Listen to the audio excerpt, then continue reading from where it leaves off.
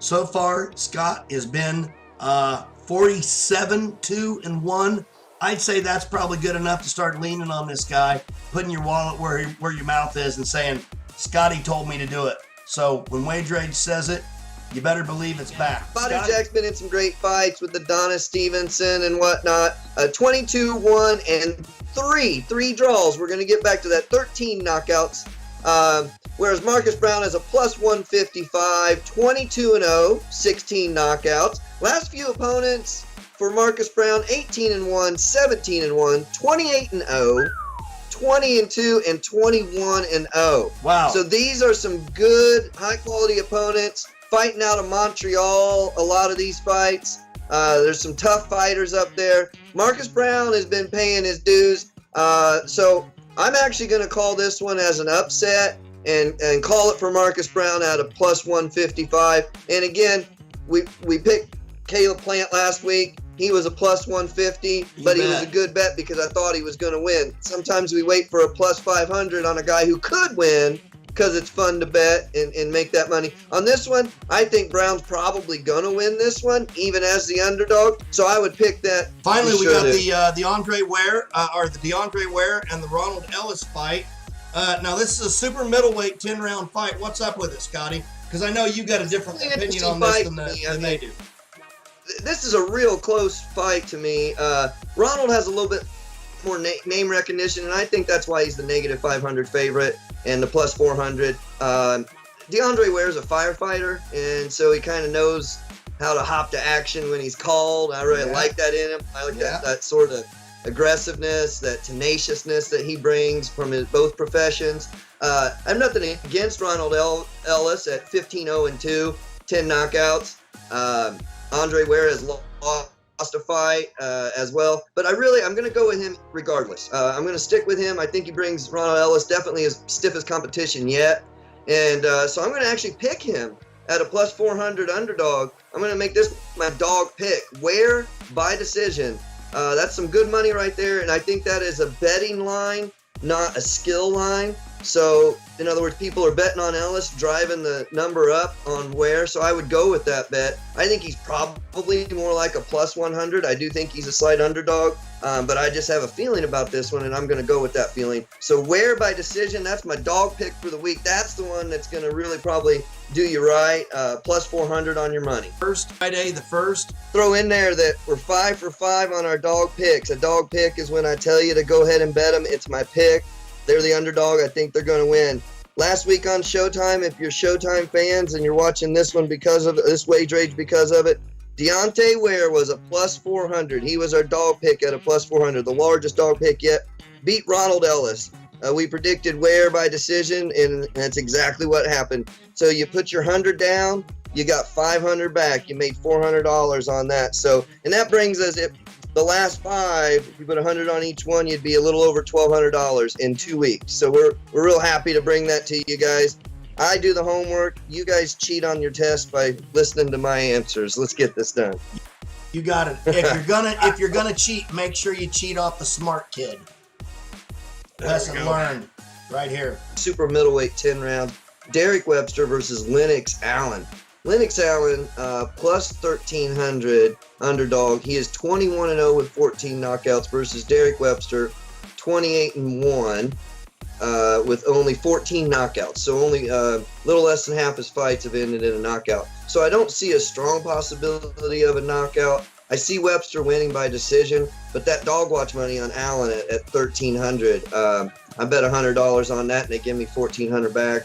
I'm going to be happy. He's 21-0. He's not beaten yet. So until someone beats him, plus 1,300 seems pretty generous. This guy has fought some people, not just total bum. Mikado and Cancillo. This was our dog. Talk to me. Plus 1,500. You bet $100. You make 1,500 on this fight, and pretty much went down how I thought it could happen. Mikado holds his right a little low. If you watch the Wage Rage episode, that's what we're saying. Mikado holds his right a little bit low, so he's vulnerable to the left cross and the hook. Now, Cancillo was actually knocked down in the first round, but then he pretty easily won rounds 2 and 3 and then finished off Mikado knockout, 3 knockdowns in the 4th round, and the ref stopped it on the 3rd one. He was too wobbled to continue. I thought he was going to stop it on the 2nd one because Mikado waited till about 8.5 or 9 to even stand up, and then kind of wobbled and didn't look at the ref. I thought they were going to stop it after the 2nd one, but our boy came through for us, and for anybody who put their money where our mouth is, or considerably large mouths, at $100 dog watch for the win of $1,500. So we're happy for that. And, yes, sir. And moving on up the card, more 10-round action, and this is in the bantamweight division. We've got Jose Miguel Carino, who's 22-3, and he's facing Joel Cordova. Cordova 7-4-2. A little bit of a mismatch on paper here. How do you see this one? Because what the books have is Miguel Carino at -300, Cordova plus 240. That's a lot closer lines than the fights that we've already been looking at. It is a lot closer, and there's some interesting facts on this one. Let's break this down a little bit. The first 4 fights for Jose Carino were winless opponents, goose eggs. Out of his 20 wins, 6 of them have been against winless opponents. And I mean 0-5, 0-8, I mean bad fighters. So he's got 6 of these wins don't even count in my opinion, right? So take that off of his 20.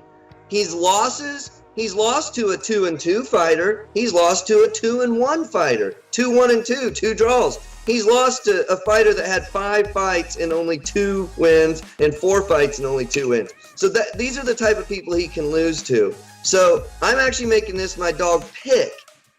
Cordova by decision. It's a dog pick of 240. If you can find odds on the draw, if it's plus 700 or more, I'd take the draw too. I like that.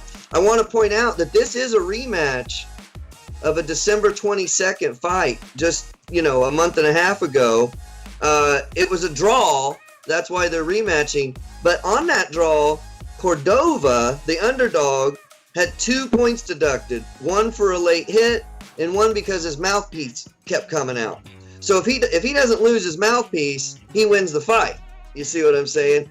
Just want to thank people for listening and mention, if you've been following, we've had 7 dog picks for boxing of my Piatt Picks. 7 dog picks this year. All 7 of them have won. 240 last week with Joel Cordova. So thanks for listening. Hope you're making money on it. Don't forget our dog pick was in the headliner fight, Brian Carlos Castano.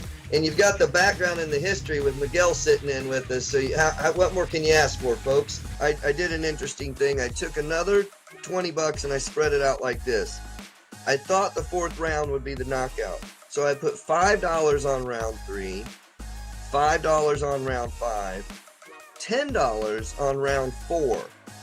And on that $10 on round 4, it was a plus 1,100. So my $10 on that one gave me back $120. So all total, I only wagered $40, and I got back $185 on it, particularly for picking the 11th round knockout, or the plus 1,100 4th round knockout. Yeah. Yep, so that worked out real well, and that's kind of what we're trying to get at with the wage rage. If you're playing with more money than I am, you could have made that $100 bet, and you just made $1,200 off of a $100 bet. For me, I can spare the $10, and now it's $120, $185 total on the night. I'm pretty happy with that for such micro stakes. And I go online and I put $10 on it. All right, we're back for a little recap of our Piatt Picks. That's Miguel Ederati. I'm Anthony Scott Piatt. Hey, we got right back on the horse with our Bet US 8-leg lock parlays. We had missed 1 pick last week, and so now we're back and we're 7-1 after hitting all 8 this week. I want to point out to you that 2 of those were 9-leg parlays over the last 8 weeks since we restarted our show. So that actually makes us 57-1 on our individual lock picks. We bundle those together for usually an 8-leg to make ourselves about $85 on a $100 bet.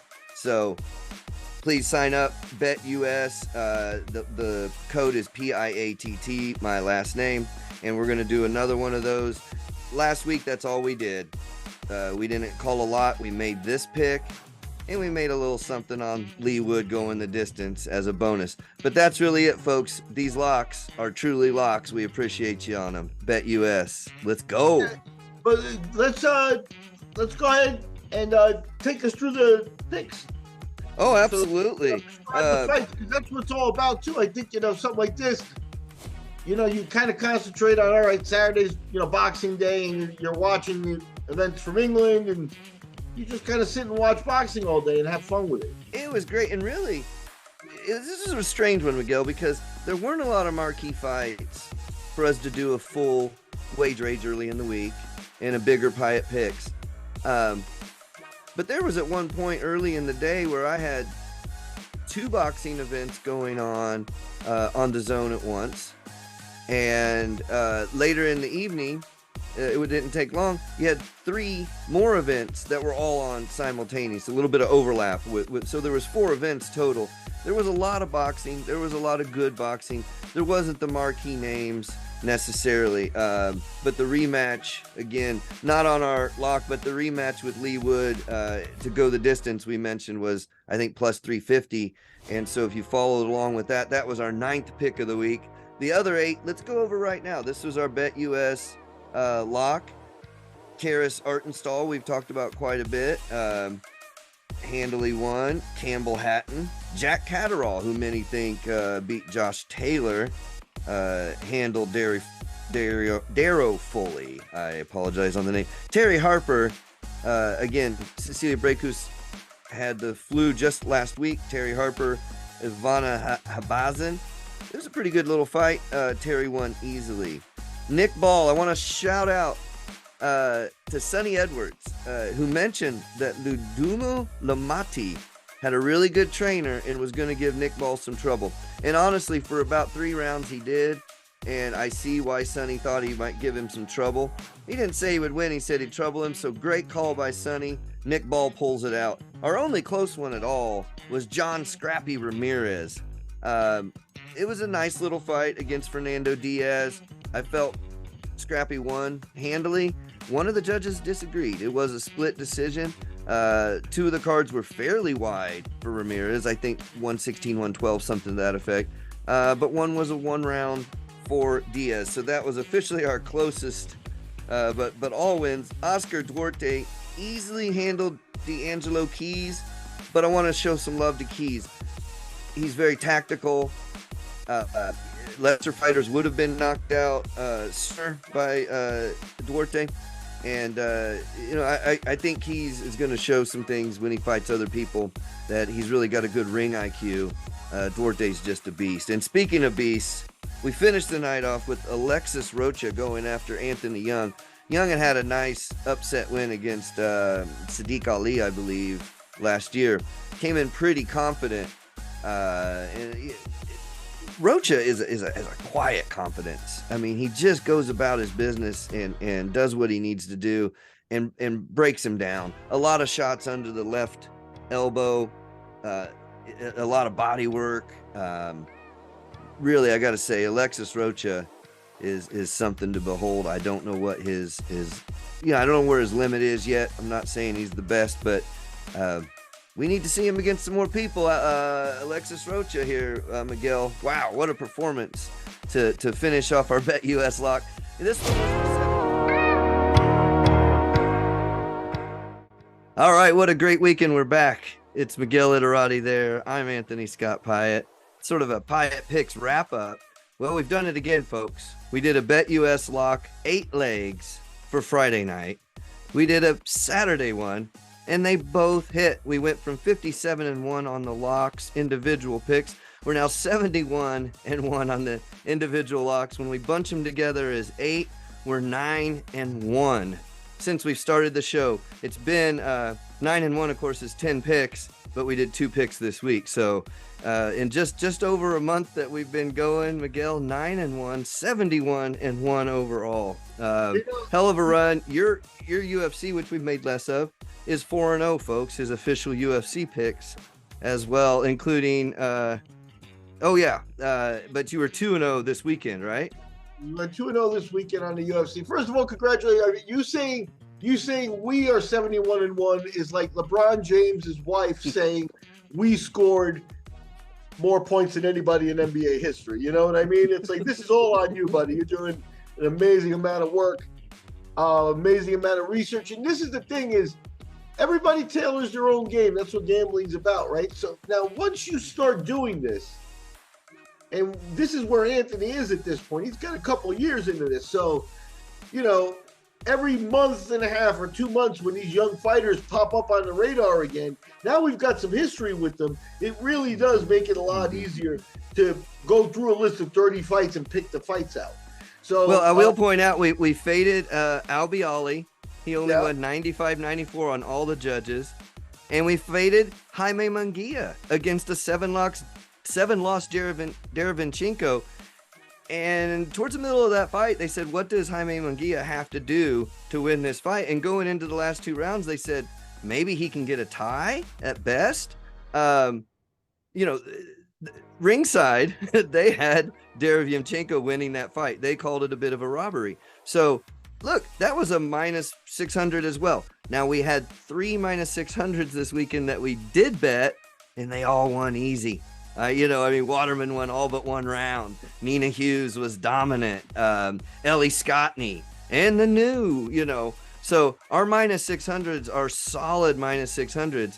The 2 we faded, you know, 1 point win for both of them. A one round victory for both of them. So I'm as proud of the ones that we don't pick as the ones that we do. Because, you know, it's not just the numbers. Yeah, the math has something to do with it. But we know, as you pointed out, we know these fighters. I know Jaime Munguia's career.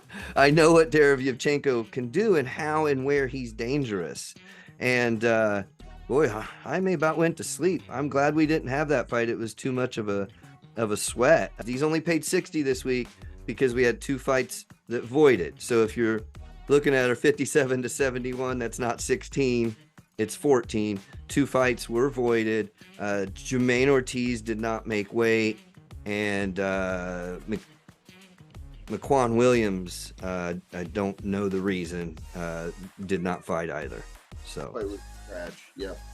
Yeah, but any way you look at it, you know, and I like it because you might have bet Munguia, and if you had bet Munguia, you would have won at the end of the day, right? But yeah, this has to do a little bit with like how much tension do you really want to see in a fight? You know what I mean? Right. We're trying to make this easy. Yeah, no sweat.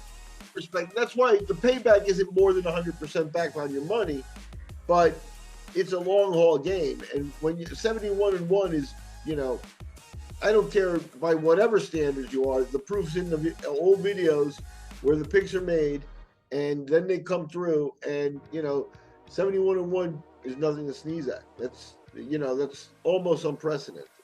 We're having fun with it. So I appreciate it. I don't know if we'll put these on the screen because, as you mentioned, we do want to, you know, we take our wins, we take our losses. And if I put anything, if you follow me on like Twitter, any bets I put up, they stay up, win or lose. I just put up boxing bets, you know, it's pretty much the whole feed. But going back, I want to shout out to Ben Fail for interacting with us. We appreciate it. Friday night's card, of course, Ben Fail, Ezra Taylor, Henry Turner, Mark Chamberlain, Callum Walsh, the scratch from Williams, David Adelaide, and Clay Waterman are minus 600 that night. That's the kind of minus 600 we want. Dominant, maybe lost a round or 2 on 1 or 2 of the judges. I think one judge had it a shutout. Just an absolute performance from Clay Waterman to finish our Friday night BetUS lock at 61.05. You can follow these on BetUS.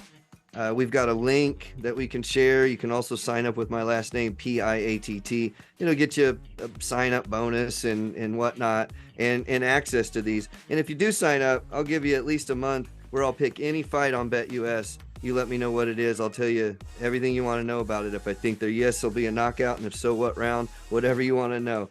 Our Saturday night BetUS lock also paid $60 because of the scratch from Jermaine Ortiz, who fought Vasily Lomachenko. Good fight not long ago. Didn't make weight this time. Like to see him fight. Hope he makes it back in there. But we got Rikishi, Nina Hughes, was a -700. Siobhan Clark won nicely for us. Sonny Edwards, Robson Concio, Henry LeBron, and Ricardo Sandoval all won for us Saturday night. So there we are. 2 more 8-leg wins in a row. 9-1 since we started the show on those, and of course the 71-1 on these individual picks.